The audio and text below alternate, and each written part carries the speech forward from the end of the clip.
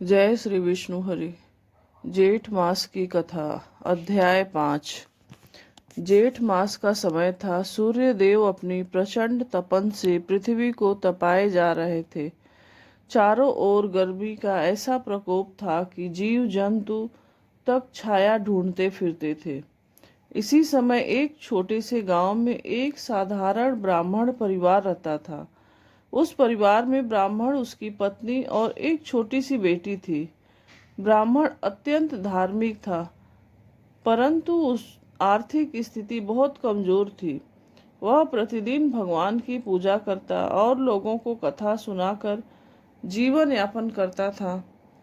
उसकी पत्नी भी बहुत पतिव्रता और सेवा भाव वाली थी, लेकिन गरीबी के कारण उनके घर में कई बार अन्न तक नहीं होता था।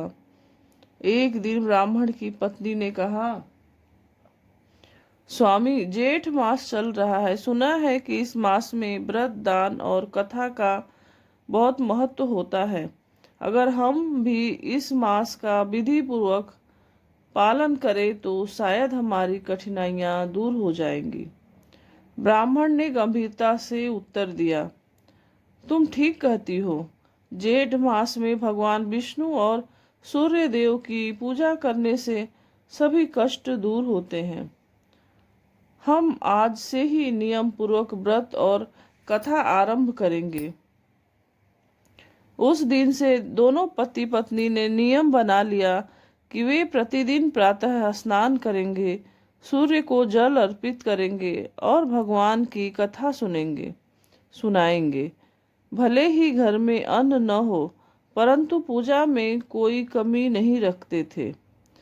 कुछ दिन बाद एक दोपहर जब सूर्य की तपत अपने चरम पर थी, तभी उनके दरवाजे पर एक वृद्ध साधु आए। साधु बहुत थके हुए और प्यासे लग रहे थे। उन्होंने आवाज लगाई, कौन है?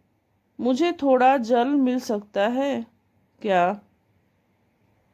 पत्नी की ब्राह्मण की पत्नी तुरंत बाहर आई। उसने देखा कि साधु बहुत कष्ट में है। घर में केवल एक लोटा पानी बचा था, जो उन्होंने अपने लिए रखा था, परंतु उसने बिना सोचे समझे वह जल साधु को दे दिया। साधु ने जल पीकर राहत की सांस ली और बोले, बेटी, तुमने इतनी गर्मी में मुझे जल देकर बड़ा पुण्य का काम कमाया है। क्या तुम जानती हो कि जेठ मास में प्यासे को जल पिलाना सबसे बड़ा दान माना जाता है? वह विनम्रता से बोली, महाराज, हमें तो बस यही सिखाया गया है कि अतिथि सेवा सबसे बड़ा धर्म है। साधु मुस्कुराए और बोले, तुम्हारी सेवा से मैं प्रसन्न हूँ। मांगो, क्या चाहती हो? ब्राह्मण की पत्नी ने कहा, हमें कुछ नहीं चाहिए महाराज, बस इतना आशीर्वाद दीजिए कि हम भगवान की भक्ति करते रहे और हमारे मन में कभी अहंकार न आए। साधु ने प्रसन्न होकर कहा, तुम्हारी यह भावना ही तुम्हारा सबसे बड़ा धन है। तुम्हारे घर में कभी अभाव नहीं रहेगा। इतना कहकर साधु वहां से चले गए। शाम को जब ब्राह्मण और लौटा तो पत्नी ने पूरी बात बताई। ब्राह्मण ने कहा, तुमने बहुत बड़ा पुण्य किया है। जेठ मास में जल दान का विशेष महत्व है। यह भगवान को अत्यंत प्रिय होता है। अगले दिन से एक अद्भुत परिवर्तन होने लगा। उनके घर में धीरे धीरे सब कुछ सुधरने लगा। पहले जहाँ अन्न का अभाव था, अब वहाँ भरपूर अन्न आने लगा। ब्राह्मण को कथा सुनाने के लिए दूर दूर से बुलावा आने लगा। एक दिन ब्राह्मण को सपना आया। सपने में वही साधु प्रकट हुए और बोले, मैं कोई साधारण साधु नहीं था, मैं स्वयं भगवान का दूत था। तुम्हारी भक्ति और सेवा भावना से प्रसन्न होकर मैंने तुम्हें आशीर्वाद दिया है। हमेशा इसी तरह धर्म के मार्ग पर चलते रहना। सुबह उठकर ब्राह्मण ने यह बात अपनी पत्नी को बताई। दोनों की आंखों में खुशी के आंसू आ गए। उन्होंने और अधिक श्रद्धा से भगवान की पूजा करनी शुरू कर दी। कुछ समय बाद गांव में भयंकर सूखा पड़ा। पानी की बहुत कमी हो गई। लोग एक एक बूंद के लिए तरसने लगे। लेकिन आश्चर्य की बात यह थी कि ब्राह्मण के घर के पास का कुआं कभी सूखा नहीं।